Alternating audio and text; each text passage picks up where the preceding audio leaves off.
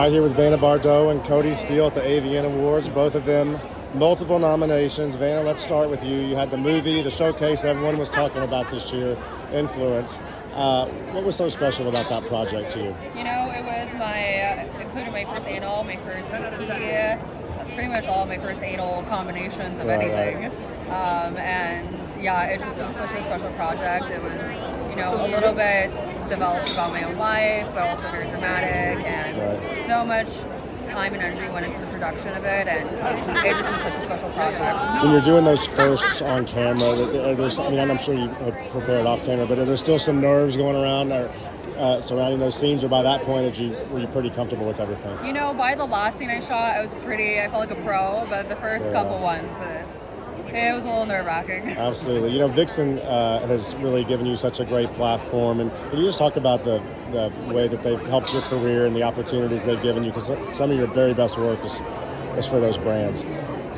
Yeah, I mean, I owe them so much. They first took me on when I signed my Slade contract with them, and that was such an amazing year, and we kind of just went into this showcase afterwards, and yeah, I mean, they're really my favorite in the industry. There's nobody that's producing as high quality content as them, so. Absolutely. Yeah. Last thing, I mean, you always remain in such great shape and looking so great. How much time does it take and energy does it take to just maintain, you know, for male performers as well, like a healthy lifestyle and keeping yourself looking in tip-top shape for these scenes? How much I mean, work you have goes into to treat yourself like an athlete. You have to eat well and work out, and you know, of course, I like to lay around and party too, but you know, it's your body is your work. So. Right, absolutely.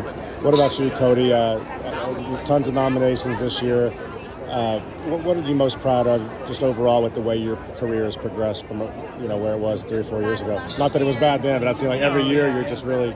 I mean, I'm really happy with the opportunities I think I'm getting now. There's a lot more recognition coming with that. The awards are one thing, but also on the back end, when it comes down to the work, the representation that you can finally get with the industry to be accepted and be given higher value shoots, I guess, and given more opportunities. So. I've had so many female performers when I've interviewed them, I ask them who their favorite performers to shoot with. Your name always comes up a lot.